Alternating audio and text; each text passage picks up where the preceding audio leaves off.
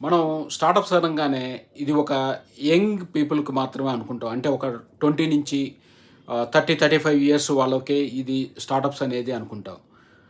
కానీ మనం వరల్డ్ వైడ్‌గా గాని, యూఎస్ లాంటి కంట్రీస్‌లో గాని చూసుకుంటే 60 ప్లస్ ఇయర్స్ ఉన్న ఎంటర్‌ప్రెన్యూర్సు వాళ్ళ సక్సెస్ రేటు ఒక 30, 20, 30లో ఉన్న ఒక ఎంటర్‌ప్రెన్యూర్, ఒక ఫౌండర్ యొక్క సక్సెస్ రేట్‌తో కంపారిజన్ చేసుకుంటే 60 ప్లస్ ఉన్న ఎంటర్‌ప్రెన్యూర్స్ యొక్క success rate almost 3 times extra ఉంది. అంటే యంగ్ ఏజ్‌లో ఉన్నవాళ్ళు ఒక 10% సక్సెస్ రేట్ ఉంటే, ఈ 60 ప్లస్‌లో స్టార్ట్ చేసే ఫౌండర్స్ యొక్క సక్సెస్ రేటు 30% దాకా ఉందన్నమాట.